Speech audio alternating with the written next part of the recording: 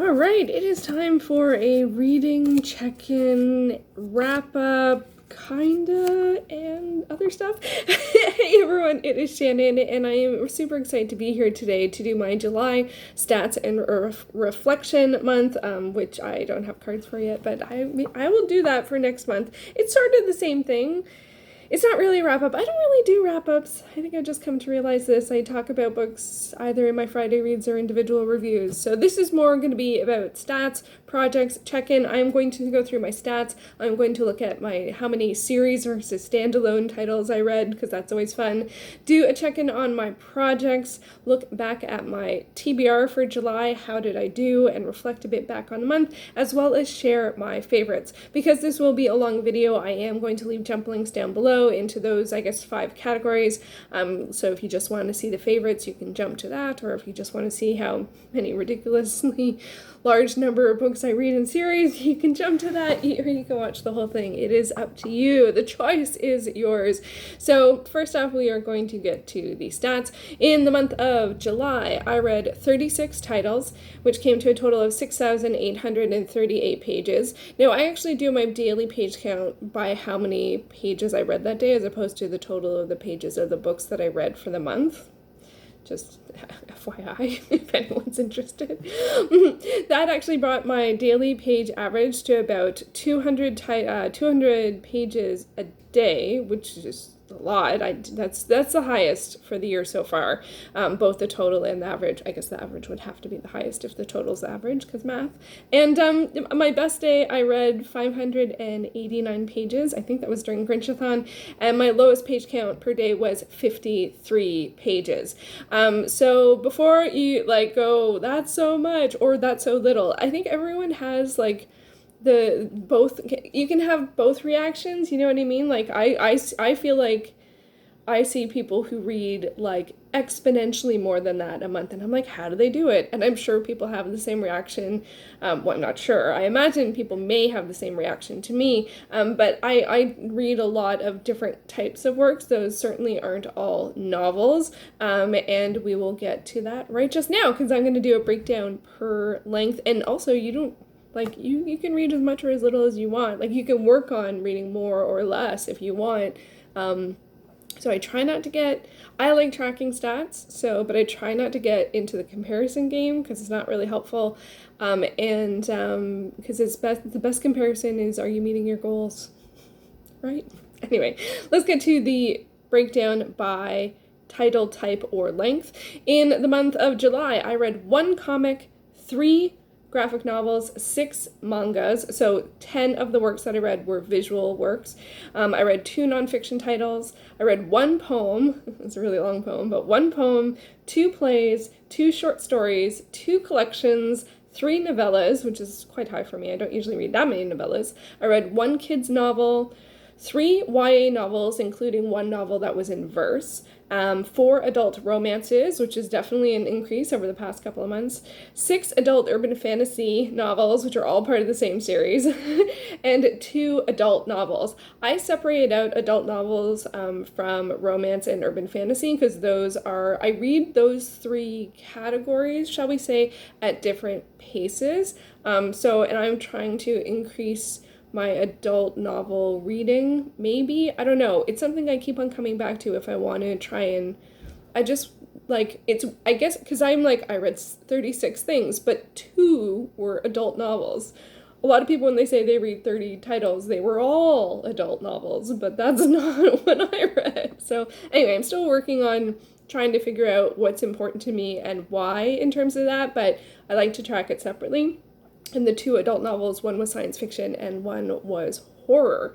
And the average page length per title was 198 pages, which is amazing considering how close that is to my daily average, which was 200 pages, so it's just kind of funny. The shortest works that I read were flash fiction online collections, both the May and June from last year, 2019, were about 25 pages. Sometimes these are 24 pages or 26 pages. I actually just now count them just as 25 pages, because they're almost always around there.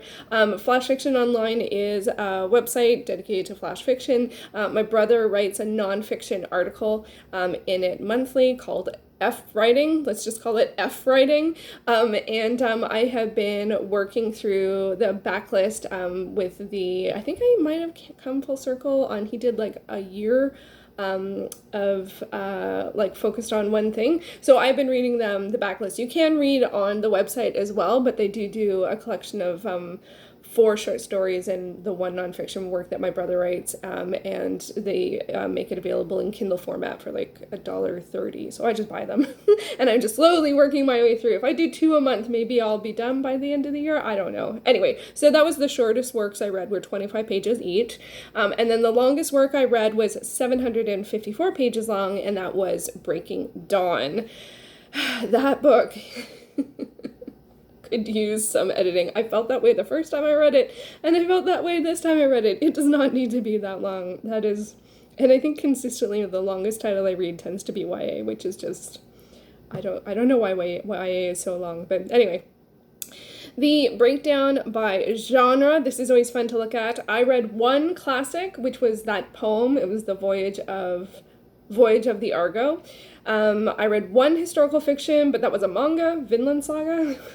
I read 1 horror title, 1 thriller, 2 adventure titles, 2 dark fantasy titles, that was Vampire Knight, the manga, 2 erotica titles, 2 nonfictions, 2 science fictions, 2 various, because they were the collections, that was the flash fiction online, 3 Shakespeare works, 5 romances. Did I get 4 adult romances and then 5 romances? Where did one of them strayed the bucket? How did that happen? Oh man, the numbers aren't adding up. Oh, one wasn't, they weren't all adult romances. That's what it was. Okay, so the 5 romances I read had 2 historicals, 2 paranormals, and 1 western. That's what it is. Then I read 6 contemporaries, which is very, very unusual for me. Half of those were Fence. Those three volumes of the graphic novel Fence, so that's where that was. And then I read 6 urban fantasy titles, which I already mentioned, and that was all from the 20-sided Sorceress series by Annie Bellett. I am just burning through those. Oh my gosh, I read those. They're like 150, 175 pages, so they are fast.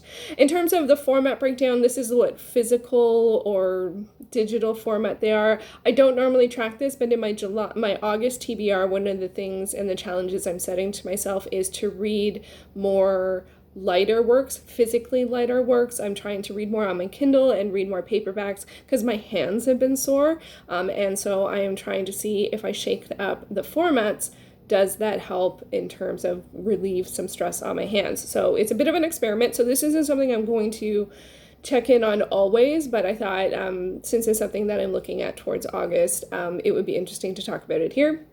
So I read 1 audiobook, 1 paperback, 6 titles on my Kindle. I read 6 hardcovers, which is a lot for me. Could be a connection there. And then I read 22 titles on my Fire tablet, which I am trying to reduce the amount of time I'm using that. I don't know how well it'll work. It's generally how I read visual works, so I'm going to dedicate reading visual works on my Fire tablet, and anything else I would normally read on my tablet, like ebooks unscribed, I've been reading on my phone, which is a bit weird, but so far it's fine. This is a bit weird because the screen's so small, but it might be worth it. It might be worth it in the end. I don't know. I'm not a huge audiobook person. I know that is very much the logical place to go, but I almost only can listen to nonfiction on audio or reread fiction. I don't retain fiction very well in audiobooks. So I'm going to experiment with trying to read paperbacks in Kindle and see where that goes. And try that. So we'll see how that goes. So next up I have my ratings. Now I do my ratings out of 10 as opposed to out of 5. So that's what I'm going to share. I had 2 books that were 9 out of 10s, 8 books that were 8.5 out of 10s, 5 books that were 8 out of 10s, 2 books or 2 titles, let's say titles, 2 titles that were 7.75 out of 10. I don't always go to the 0.25, but if I'm reading books that are in series and I want to sort of indicate which one I liked a bit more than the previous or whatever, I go to the 2.5s just so I have a sense of where they ranked in the series overall. It's pretty rare that it was a standalone would get a 0.25 rating, but it's not impossible. I read 6 titles that were 7.5 out of 10. I read 9 titles that were 7 out of 10, which isn't great. Once we get to 7s, I'm kind of like, this is... But 7.5 is like good, you know, but missing some spark or something. But yeah, once we get under 7, it's not so great. And we did have some under 7s this year, or this month. I had one that was 6.5 out of 10, one that was 5.5 out of 10, one that was 5 out of 10, and one that was 4 out of 10, which was Breaking Dawn yet again. And that was a reread. So anyway, but I'm reading the series backwards and it's fine. It's just interesting. I'm like, yeah, that's how I feel about that book. I just didn't really like it. Anyway, it's okay.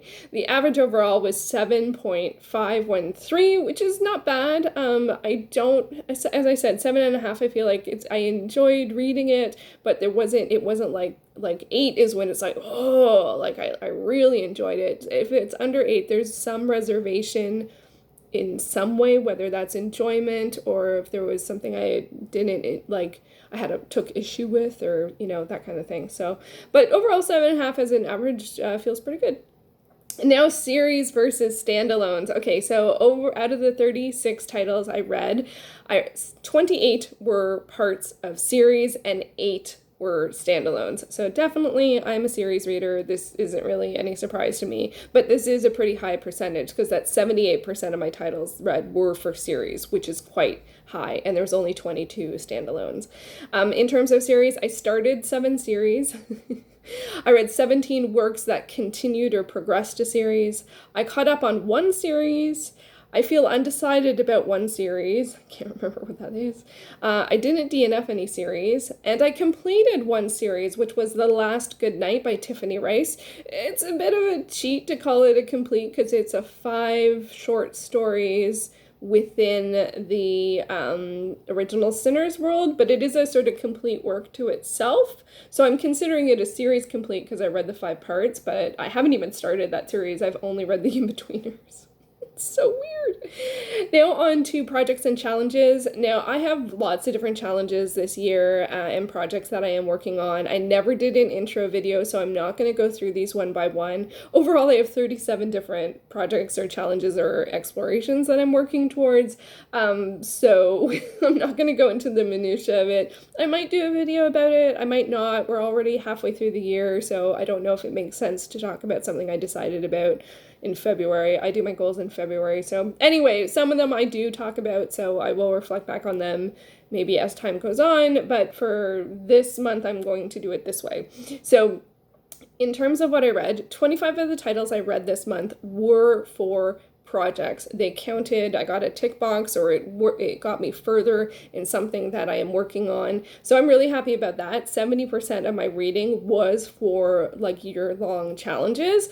And in July, I met 43.77 challenges with those titles. And why that math seems a bit squirrely is because if one book is in multiple challenges, I count it multiple times. So if I read something that was part of my Those Books project, and it was on the oldest on my Goodreads TBR, and I have a physical copy and I'm working through physical copies, then it gets 3 points. The 0.77 is when a book is, the goal is to read a series. So some of my challenges are series based, so it doesn't get to complete until I read the whole series, or at least, you know, if I'm going to continue the series. So that's how it gets a little, yeah. But overall, I got 6% closer to my end goal. If you add up all of the challenges I set myself, it is 713 is the count for all the challenges, but it's not necessarily 713 books because, as I mentioned, some books can hit multiple challenges, and lots of books do. Like if I'm working through the works of particular authors, and then so if they're on my oldest on my Goodreads TBR and I want to read all the books they read, then it counts for 2. So almost anything I read counts for more than 1. Yeah, so I don't actually anticipate, like, I'm not trying to get to have completed 713 by the end of the year. I think it's completely unrealistic, but I don't know where I'm going to move forward and where I'm not going to move forward. So I just sort of like put numbers out there and just see what happens. And there's certain ones I know that I'm not going to complete. Like I think I have the entire count for the BookTube SFF Awards backlist and all the nominees this year. If I only worked on reading those titles from now till the end of the year, I probably wouldn't complete that. And that's 1 or 2 out of 37 challenges. So I don't mind. It doesn't overwhelm me. It should, but it doesn't. As long as I work towards things, that is helpful. And if I'm not working towards a goal, then it's a good time to reassess whether or not that goal means something to me or not. Like, am I just forgetting about that goal, or am I not interested, or are books hard to come by in that particular challenge, or like what's the block, right? So maybe I'll talk about that more in some other video, but just sort of, generally I love goals, and I do, and challenges. Okay, I did have some July specific challenges, and one of the challenges I have every month is that I want to read half of the books that I'm currently reading, that are on my currently reading shelf on Goodreads. I'm going to read half of those titles by the end of the month, because I carry a lot of books on my currently reading, and this encourages me to not just read the shiny new, but also complete things I've already started. So at the beginning of July, I had 20 titles on my currently reading list, and I ended up finishing 8 out of 20. So I got close. 8, I was 2 off, but that was pretty close. So I'm feeling too bad about that. For my Stacking the Series challenge, I ended up reading 5 sci-fi, fantasy, and weird titles, and 2 from my romance stack for a total of 7, and my goal was 8. So again, I was close, but didn't quite make it, but that's okay. I actually made it way further than I have in my previous month, so I'm counting those both as a win.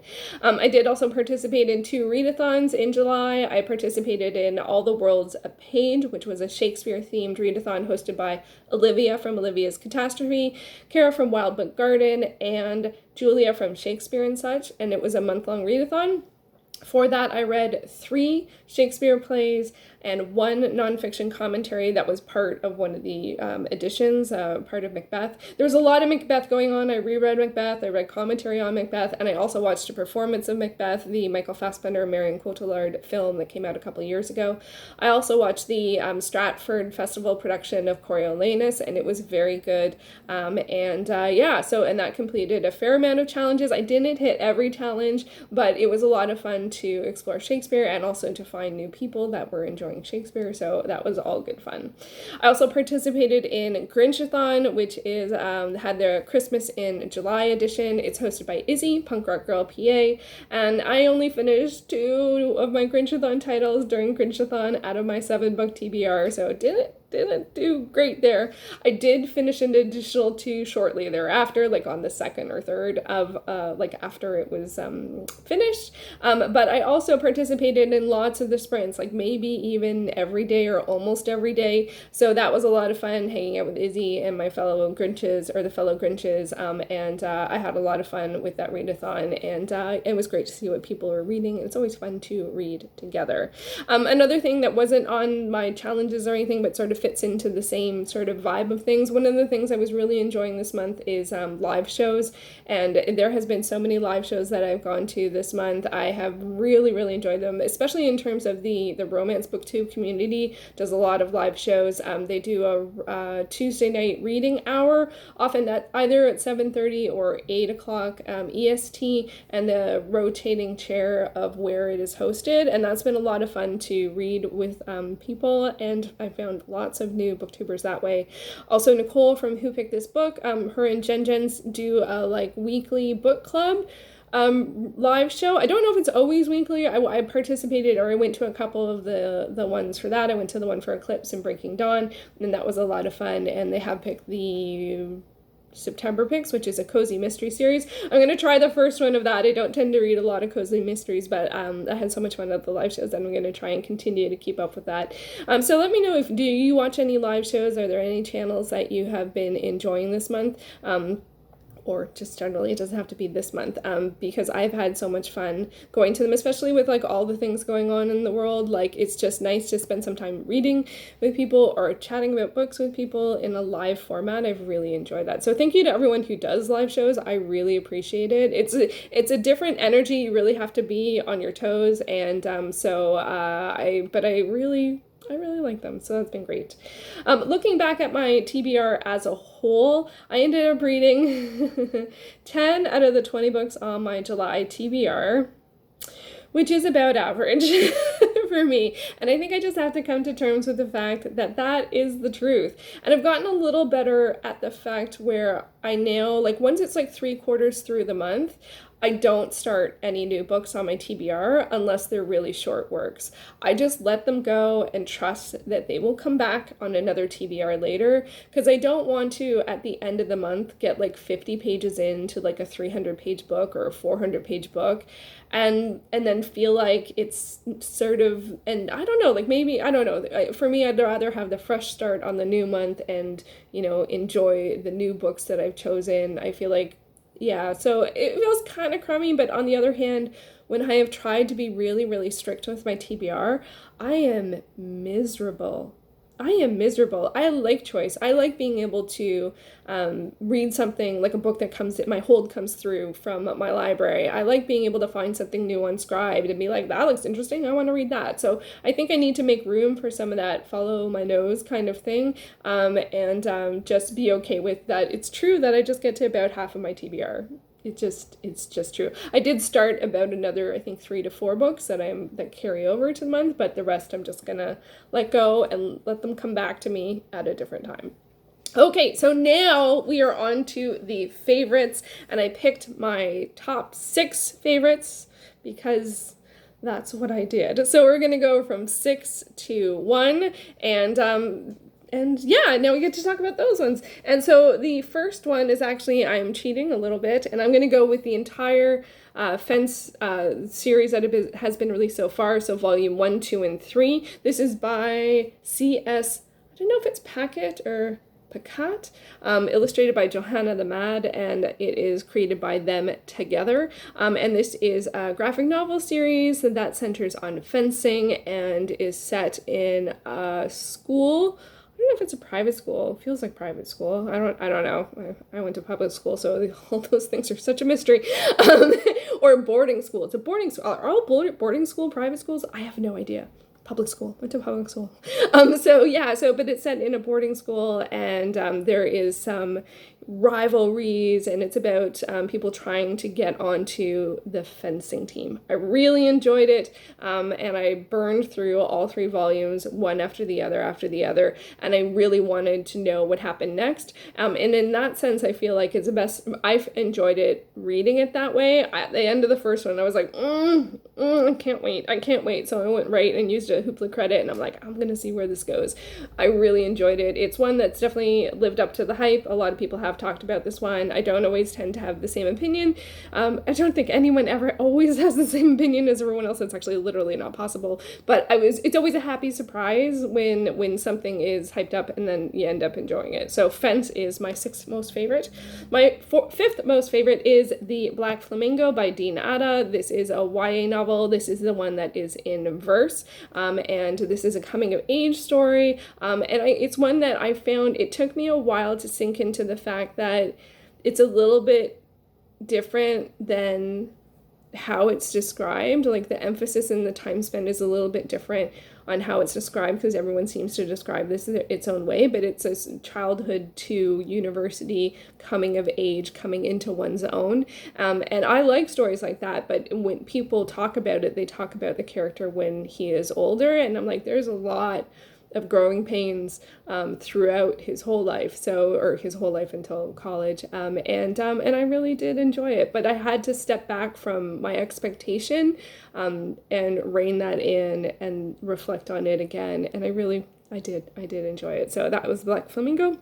My 4th most favorite was The Last Good Night by Tiffany Rice, and this particular part, which is part 4, Fit to be Tied, it's the 4th in the 5 story collection. So these are erotica short stories, and it's set within the world of the original Sinners, which is totally a series that I need to read. I know I already said that, but it's like I'm kind of intimidated because the Siren is so long. Like, I think it's like 600 pages, and I'm like, that is really long for, like, it's these are erotica, definitely. So they're not for everyone. It has BDSM, and so it's not romance-y be. This one does have some relationship stuff, and it definitely would be. I have a general sense of the characters because I've read some other in-betweeners in this series, so I imagine it would be spoilery, in terms of the characters if you jumped in here. But I just enjoyed it for what it was, like these, short stories. And this one I enjoyed the most out of all of them. And it really got me curious about some of the other characters that are in the series. And so I got to start that sometime, hopefully this year. But man, it's like 600 pages. I'm like, okay. So long. Right now I'm reading romance and I started with like a 40-page, which is why I was reading these, because they were short and I enjoyed them. Maybe I should just stick with short works. Okay, next up we have more romance, or actually, well, the other one's not romance, it's erotica. It's not the same. So this is a historical romance, Western set romance, Forbidden by Beverly Jenkins, the first in the Old West series. This was so good. It was my first Beverly Jenkins, and it won't be my last. I can't decide if I want to go to the next book in this series or go to the first in, is it the Levesque family, which is where Ryan, the male protagonist in this one, I think his character started there, but that book was written much, much, much, much before this one. It was great. I know a fair amount of people are reading this during the summer fling, and I am so excited to see their reaction, and I hope that they enjoyed it as much as I did. Next up, we have more romance. Wow, three out of the titles are romance or erotica. I think that says something. So this one is Her Every Wish by Courtney Milan. This is 1.5, another novella, in the Worth Saga. This is historical romance. Oh, I'm trying to remember if I think it's Victorian. I don't think it's Regency. And this features a woman who enters like a contest to get the startup money for her own store, and she is connects with it's a second chance romance, and the person she connects with sort of helps her to steel her nerves against people who aren't going to believe in her because she's a woman. It's also an interracial romance, and it was awesome. I loved it. I actually think I did enjoy it more than the first book. Maybe I just love novellas these days. I don't know. This is great. I can't wait to continue the series, although the next one is a whole book, lots of pages. I am intimidated by page count. I think I'm noticing something here. Anyway, this is great. I loved it so much. And then last but not least is Find Your Artistic Voice, An Essential Guide to Working Your Creative Magic by Lisa Congdon. So this should not be any surprise to me that my favorite book is a nonfiction book on art, because that is like my favorite genre, other than urban fantasy, which didn't make any of the lists this month. Anyway, this is great. This goes through a whole bunch of different, I wouldn't say exercises per se, but a whole bunch of different sort of methods and support systems and ways to find your artistic voice. Like, it really is what it says on the tin. And there are lots of different interviews with artists from different that study or create in different mediums. I think they're all visual artists, but in different ways. Illustrators, sculptors. Lisa Congdon is an illustrator and artist, and follow her on Instagram.